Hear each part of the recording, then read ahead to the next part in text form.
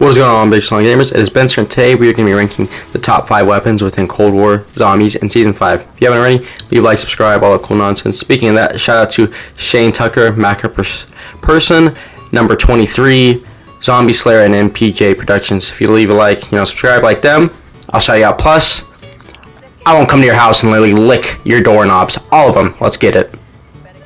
Alright, big strong gamers, would you look at that, the Farah 83 or the Nira 51. This weapon is an absolute beast. I mean, this is one of the most highest damage weapons within the assault rifle category, and hence why it's one of the top 5s in this today.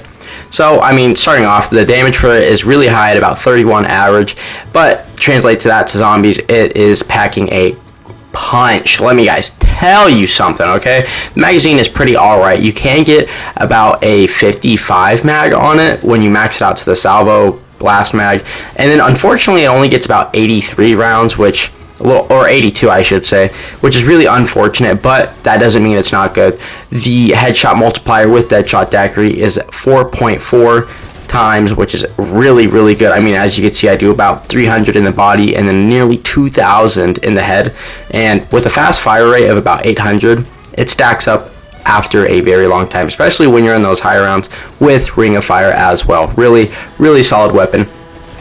Also, another thing about this weapon is it does have some recoil, but it's not too bad. It's one of the weapons you can kind of counterbalance with. It did get nerfed a little bit after the recent updates within Season 4, I believe. But, I mean, hey, it is still pretty good regardless. The only downside of this weapon is it has a dump clip of about 2.8 seconds, which is really bad. But if you do have speed cola, you can negate this down to about 2.4, I believe, or 2.2. So it's not too bad all around. But hey, I mean, the Farah 83 is pretty solid of a weapon. One I really do enjoy, and one of the better weapons in the assault rifle category. And yeah, just an overall great weapon. Let's get into the 4th weapon on this list. Oh my god, if I had to just describe the Gallo 12, SA12, it's just amazing. I mean, like, the damage overall is amazing. I mean, 118 within multiplayer. When it translates to zombies, way more. I'm about doing about, like, I'd say 1,000 in the body, and then when I hit headshots, it's about 4,000 to 5,000, and this is just pack punch tier 1. I mean, literally, it's really that good of a weapon. It has a really great range of about 6 meters, which for a shotgun is pretty decent, and if you pack a punch it with Ring of Fire, you can get nearly double that. I know that sounds crazy, but you really can, and it has a ton of range. Its headshot multiplier is at about 4.2, which isn't as much as the Farah, but hey, it is a shotgun, and it is a lot better in my opinion. The bullet velocity, pretty good, 850, so it's not one of those sluggish shotguns. And it's freaking automatic. I mean, who doesn't want an automatic shotgun? Automatic shotguns are always the ones that just beat around some schmeat, and they just always have a great amount of movement with them too, which is the crazy thing. It's not one of the sluggish shotguns with a giant drum mag. I mean, you can move around super quick. It's an ultimate training camping weapon. Overall, this is the weapon you want to use for a large variety of reasons, unless it's, say, insane range, like you're going against Orda or Legion with an outbreak. If you're not really doing that, I mean, the Gallo's perfect for you. I mean, who doesn't love it? You could run around zombies, you could train them, you can dodge and weave with this weapon as well, and let me tell you something, it isn't one of the better weapons for no reason. I mean, overall, great. It's got a lot of accuracy. Even recoil, you can see it right now. For being an automatic shotgun, it ain't even that bad. Like, it's like a little hiccup, but I mean, you could hip fire this thing really easily. It's really smooth, feels great, and it's got a lot of hip fire accuracy as well. It's not just one of those things where, it has some recoil, but hey, it's not really good on the hip fire accuracy. Nah, it is. Trust me, it is. And with this weapon too, I know this sounds really weird, I get a lot of salvage from this. So, yeah, the more you know. Let's get into the 3rd weapon. Now, when we're looking at one of the better weapons, it's got to be the EM2, recently added within Season 5. This is a beast of a weapon.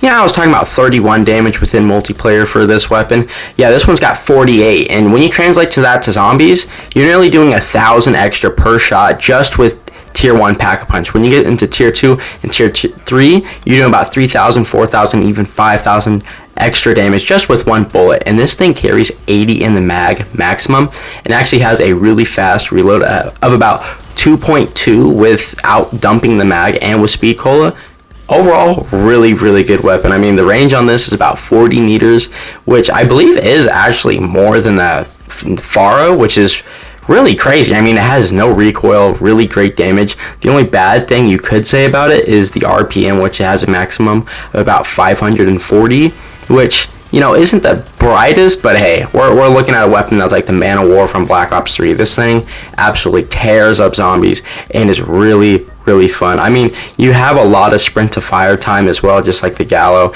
You have a lot of movement speed, just like the Gallo. This weapon, honestly, it's becoming one of more and more my favorite weapons. It has a lot of bullet velocity, which is really good, especially for a weapon that doesn't have much RPM of about almost 700 meters per second, which is really good. And a lot of people, I feel like they sleep on this gun. I mean, it's overpowered. It'll be pretty quick when this gun gets nerfed, but hey, I mean, right now, this gun's a beast. I mean, I love this weapon. But honestly, gamers, let's get into the number 1 on this list. Alright, well, we got the PPSH. I mean, this thing's pretty good. It's got some really good hipfire, actually. One of the best, actually. Compared to the Gallo, it's actually way better. It doesn't really have any recoil whatsoever at all. I mean, the damage for it is about 28, so if you convert it into this game mode, a little bit better. I mean, I'm doing about 400 in the body, and then almost like 4,000, 3,000 in the head, which is a pretty big difference. I have about a 4.2 headshot multiplier with Deadshot, so makes it a lot better. You know, you really do have to run Deadshot, especially with SMGs, not even just the PPSH, but hey, it's number 2 for a reason. It is really good overall. It has about 170 in the mag, and for just a submachine gun, I mean, that's a lot better than, say, a base, you know, LMG or even a pack-a-punch assault rifle. Any of those extra weapons, I mean, this is one of the highest carrying capacities in the game. I think there's only about 3 that outclass it within that category, but I mean, it's not only good for that, it has about 910 of a rate of fire, which is really high. I think the only weapon that really does outclass it is the MAC-10, and that's also a submachine gun, which is pretty crazy to think. I mean, this is second, and, you know, second on my list, so kind of, but the sprint to fire time is really good on this one. It's about the same as a couple others, but of about 350. It's not a sluggish SMG, but most of the others can be. Not regarding, you know, like say the MP5 or any of the other ones in that matter that are really fast firing. The vertical recoil, I talked about it, really good, especially for a fast firing submachine gun that has pretty good damage. I mean, it's not the best in damage, but hey, it is best in every other category, I would say. But hey, I mean, let's get into the number 1 on this list, I guess, right? I mean, I wonder what it could be. It's only so obvious. The M16 Rifle, I mean, it was literally my top one in Season 4, and it is still now for a very specific reason. I mean, it has 50 damage, a little bit more over the EM2, but what makes this gun different is 3 bursts. Instead of just 1 shot automatically like the other one, this one's 3 automatic, so big difference. You can hold it down, really easy to use, everybody loves it. The range on this is about 22 meters, which is far superior than most of the weapons in this game. It acts like a sniper rifle almost half the time, and it has a fire rate of about 910, which is like with an M16, like they literally wanted this weapon to be the best weapon in the game. It has a really good bullet velocity of about 725 meters per second, so even if you're shooting from far away and say outbreak, you're gonna be killing those zombies fairly quickly, even at that distance. It does have some pretty good movement to it as well, at about 10 miles per hour, which is like, that's not even with stamina. Like, I don't even get that at the end of the day. It has some really good aim down sight time. A little bit sluggish compared to some of the other weapons, like, you know, submachine guns and all that nonsense. But hey, I have about 350 meters.